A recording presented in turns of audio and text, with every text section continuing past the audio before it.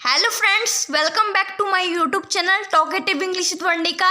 आज की इस वीडियो में हम सीखने जा रहे हैं, पढ़ने जा रहे हैं कुछ मज़ेदार कुछ स्पेशल कंजंक्शंस के बारे में।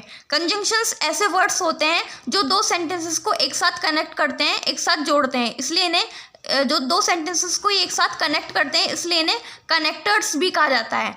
ठीक है, आज की इस वीडियो में हम ऐसे रिलेटेड कुछ कंजंक्शंस से पढ़ने जा रहे हैं। ठीक है, पिछली वीडियो में मैंने आपको बताया था कि एज का यूज़ कहाँ पर और कैसे किया जाता है और एज के कितने सारे मीनिंग होते हैं। ठीक है, लेकिन आज की इस वीडियो में हम सीखने जा रहे हैं कि एज से रिलेटेड कंजंक्शंस के बारे में। ठीक है, कंजंक्शंस के बारे में सीखने जा रहे हैं। चलिए अब स्टार्ट करते हैं वीडियो को। तो पहला सेंटेंस है एज मच एज। ठीक है, एज मच एज पहला कंजंक्शन है। ठीक है, एज मच एज का यूज़ वहाँ पर किया जाता है। तो सेंटेंस में हमें दो शब्द दिखाई देते हैं, जितना और उतना। क्योंकि ऐसे सेंटेंसेस में एज मच एज का बहुत ज़्यादा यूज़ किया जाता है। अब देखो पहला सेंटेंस पढ़ो, क्या लिखा हुआ है इसमें, जितना हो सके उतना करो। ठीक है, जितना हो सके उतना करो। अब इसमें काम की बारी होती है, यानी कि जितना तुम काम कर सकते हो उतना काम करो, यानी इसमें जितना और उतना आया। अब दूसरा सेंटेंस देखो, जितना खाना है उतना खा लो, जितना खाना है उतना खा लो, यहाँ पे भी जितना और उतना आया। यानी ऐसे सेंटेंस में एज मच एज का यूज़ किया जाता है जहाँ पर जितना और उतना शब्द दिखाई दे। अब देखो सेंटेंस को हम ट्रांसलेट करते हैं, कैसे इंग्लिश में सेंटेंस बनाते हैं, एग्जाम्पल के थ्रू हम समझते हैं। देखो पहला सेंटेंस देखो क्या लिखा है, जितना हो सके उतना करो। यानी कि पहले ये सेंटेंस है इंपरेटिव सेंटेंस इस टाइप का, तो इसमें सबसे पहले वर्ब आएगी, करने को इंग्लिश में डू बोलते हैं, तो डू लिख दिया। अब इसमें जितना उतना आया, तो जितना उतना आया इसके लिए हम एक कंजंक्शन यूज़ करेंगे। कंजंक्शन है हमारा, ठीक है, एज मच एज। तो एज मच एज लिख दिया हमने, यानी कि जितना हो सके उतना काम करो जितना तुम कर सकते हो। यू कैन यानी कर सकते हो, यू कैन लिख दिया मैंने। तो सेंटेंस क्या बना, do as much as you can. ठीक है, do as much as you can. ठीक है, जितना हो सके उतना काम करो। ठीक है, जितना तुम कर सकते हो। तो दूसरा सेंटेंस देखो, जितना खाना है उतना खा लो, यानी कि जितना खाना है उतना खा लो, जितना भी तुम मतलब खाना चाहते हो। तो सबसे पहले ये भी इंपरेटिव सेंटेंस है, खाने को इंग्लिश में इट बोलते हैं, तो इट लिख दिया। अब इसमें देखो जितना और उतना वर्ड आया, जितना भी आया और उतना वर्ड भी आया, तो इसके लिए एज मच एज यूज़ करेंगे। ठीक है, एज मच एज यूज़ करेंगे, एज मच एज यू। ठीक है, ये यूज़ कर दिया हमने, एज मच एज। ठीक है, एज मच एज यूज़ कर दिया हमने। अब इसमें लिखा है जितना तुम खाना चाहते हो, तुम चाहते हो, यू वांट लिख दिया। Eat as much as you want, यानी उतना खाना खा लो जितना तुम खाना चाहते हो, यानी कि जितना खाना है उतना खा लो। तो इस तरह से दोनों सेंटेंस में हमने एज मच एज का यूज़ किया, यानी कि अब आपको समझ में आ गया कैसे इंग्लिश में यूज़ करते हैं एज मच एज का। ठीक है, अब देख लेते हैं, अब दूसरा कंजंक्शन हम देख लेते हैं। दूसरा कंजंक्शन है हमारा एज इफ़। ठीक है, एज इफ का मतलब होता है मानो कि या जैसे कि। ठीक है, मानो कि और जैसे कि। सेंटेंस में जब मानो कि आता है या जैसे कि आता है तो इसके अर्थ में एज इफ का यूज़ करते हैं। देखो पहला सेंटेंस देखो क्या लिखा हुआ है। ठीक है, वह ऐसे सलाह देता है मानो कि वह वकील हो, या वह ऐसे सलाह देता है जैसे कि वह एक वकील हो। अब देखो सेंटेंस को इतना इंग्लिश में ट्रांसलेट कर लेते हैं कि वह ऐसे सलाह देता है, इसकी इंग्लिश होगी ही advises in such a way. He advises in such a वे, हम ऐसे भी लिख सकते हैं, he gives advice in such a वे। ठीक है, इस सेंटेंस को हम ऐसे भी लिख सकते हैं, ही give advice in such a वे। अब इसमें लिखा है मानो कि या जैसे कि, तो इसके लिए इंग्लिश में लिखेंगे एज इफ, तो हमने लिख दिया एज इफ। अब देखो उसमें लिखा है वे वकील हो, इसकी इंग्लिश क्या होगी, ही is an advocate. He is an advocate, वकील को इंग्लिश में एडवोकेट बोलते हैं। और यहाँ पर एन एडवोकेट इसलिए आया क्योंकि ए क्या है, वोवल है। ठीक है, आपने आर्टिकल पढ़े होंगे, जब वोवल आता है तो वोवल से पहले जो है ए नहीं लगता, एन लगाते हैं हम, तो ए यहाँ पर वोवल है इसलिए यहाँ पर एन आया। ठीक है, he is an advocate, he advises in such a way as if he is an advocate. या फिर हम ऐसे भी बोल सकते हैं, he gives advice in such a way as if he is an advocate. ठीक है, वैसे सलाह देता है जैसे मानो कि एक वकील हो। ठीक है, अब देखो दूसरा सेंटेंस, वे मेरा ऐसे ख्याल रखती है जैसे वे मेरी बहन हो। अब देखो इसकी इंग्लिश क्या होगी, वे मेरा ख्याल रखती है।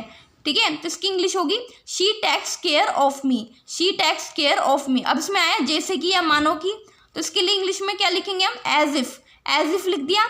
अब इसमें आया वे मेरी बहन हो, तो इसकी इंग्लिश क्या होगी, she is my sister. She is my sister. तो सेंटेंस क्या बना, she takes care of me as if she is my sister, ठीक है, वे मेरा ऐसे ख्याल रखती है जैसे मेरी बहन हो। अब देखो इसमें मानो कि, जैसे कि, इन दोनों सेंटेंसेस में यूज़ किया हमने एज इफ़ का, ठीक है। एज इफ़ का मतलब मानो की और जैसे कि होता है। चलिए हम नेक्स्ट कंजंक्शन देख लेते हैं। नेक्स्ट कंजंक्शन है कि हमारा एज फार एज, ठीक है। हमारा नेक्स्ट कंजंक्शन है एज फार एज। इसका मतलब होता है जहाँ तक, ठीक है, जहाँ तक की, ठीक है। अब देखो सेंटेंस में हम रोजाना डेली लाइफ में हम ऐसे सेंटेंस बोलते रहते हैं। जैसे पहला सेंटेंस देखो, एग्जांपल के थ्रू हम अच्छे से समझेंगे एज फार एज का कैसे यूज़ किया जाता है इंग्लिश में, ठीक है। पहला सेंटेंस पढ़ो, जहाँ तक कि मुझे याद है कि ये कमीज तुम्हारी थी। जहाँ तक कि मुझे याद है ये कमीज तुम्हारी थी। पहले इंग्लिश इसकी बना लेते हैं, जहाँ तक की। जहाँ तक की आ गया ना। अब इसको इंग्लिश में क्या लिखेंगे, एज फार एज, ठीक है। इसका मीनिंग होता है एज फार एज। जहाँ तक की आया तो इसके लिए हम लिखेंगे एज फार एज। और इसमें आया मुझे याद है, यानी कि मुझे याद है, इसकी इंग्लिश होगी आई have remembered. I have remembered, जहाँ तक कि मुझे याद है।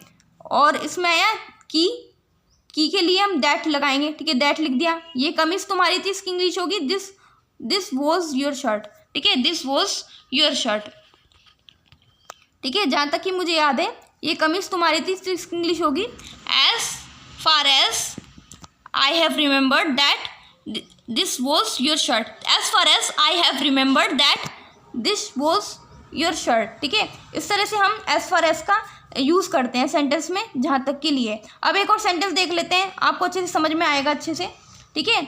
जहाँ तक कि मैं जानता हूँ तुम एक अच्छे इंसान हो, ठीक है। जहाँ तक कि सॉरी, सेंटेंस कुछ अलग ही है, ठीक है, गलत बोल दिया है तो इसके लिए माफ़ी चाहती हूँ। तो सेंटेंस है जहाँ तक कि मैं जानता हूँ कि वह एक अच्छा इंसान है। तो इसको हमें इंग्लिश में बोलना है, तो कैसे बोलेंगे, तो जहाँ तक की आया तो इसके लिए यूज़ करेंगे एज फार एज, ठीक है। एज फार एज लिख दिया हमने, एज फार एज। अब मैं जानता हूँ, आई नो, अब की आया तो दैट लगा दिया, वे अच्छा इंसान है, इसकी इंग्लिश होगी ही इज़ अ गुड पर्सन। तो सेंटेंस क्या बना हमारा, as far as I know that he is a good person. जहाँ तक कि मैं जानता हूँ कि वे अच्छा इंसान है। अब समझ में आया आपको, जहाँ तक की के लिए हम एज फार एज का यूज़ करते हैं, ठीक है। जहाँ तक कि मुझे याद है as far as I have remembered, ठीक है। जहाँ तक कि मैं जानता हूँ as far as I know. इस तरह से एज फार एज का यूज़ किया जाता है इंग्लिश में जहाँ तक की के अर्थ में। अब देख लेते हैं, ठीक है, एज फार एज का इस तरह से मतलब यूज़ किया जाता है। अब नेक्स्ट कंजंक्शन देख लेते हैं। तो नेक्स्ट कंजंक्शन है एज सुन एज, ठीक है। एज सुन एज का मतलब सुन माने जल्दी होता है वैसे इंग्लिश में, ठीक है। अब देख लेते हैं, इसका मीनिंग होता है जैसे ही। जैसे कि सेंटेंस में कैसे यूज़ करते हैं एज सुन एज का, ठीक है। अब देख लेते हैं, देखो पहला सेंटेंस क्या लिखा हुआ है, जैसे ही मैं वहाँ पहुँची वे वहाँ से जा चुकी थी। अब इसमें लिखा है जैसे ही के अर्थ में हम लिखेंगे, क्या लिखेंगे इसके लिए इंग्लिश में एज सुन एज लिखेंगे, ठीक है। एज सुन एज लिख दिया।